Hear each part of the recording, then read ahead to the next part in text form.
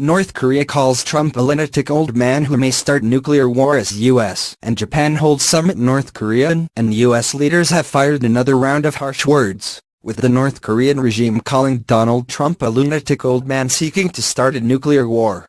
The regime state media accused Mr. Trump of escalating tensions between the two countries to the extremes, adding that no one can predict when the lunatic old man of the White House, lost his sense, will start a nuclear war. The comments come as Mr. Trump met with Japanese Prime Minister Shinzo Abe at a summit in Tokyo during his first tour of Asia as president, and both leaders refused to rule out military action against the neighboring country. Some people say my rhetoric is very strong, but look what has happened with very weak rhetoric in the last 25 years, said the president. While Mr. Trump called the nation a threat to the civilized world as he stood in range of a North Korean ballistic missile, Mr. Abe agreed that, when it came to dealing with Kim Jong-un, all options were on the table. He also announced new sanctions against dozens of North Koreans.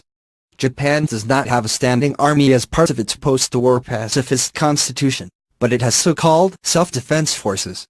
Mr. Abe is seeking to reverse this stance, given North Korea's firing of missiles over the country twice in recent months. In September, North Korea also claimed it had tested a powerful hydrogen bomb. Pyongyang has already declared Mr. Trump as deranged in response to the president's fiery speech at the United Nations summit in New York earlier this year. Mr. Trump called the regime leader Little Rocket Man and vowed to meet any aggression with fire and fury, saying he would totally destroy the nation.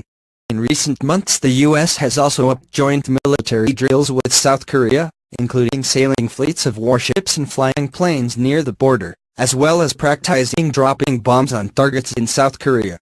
Mr. Trump tweeted in September that he was allowing Japan and South Korea to buy a substantially increased amount of highly sophisticated military equipment from the United States. He reiterated his vow during his stay in Japan this week, insisting that Japan would be able to shoot North Korean missiles out of the sky with such military equipment from the U.S.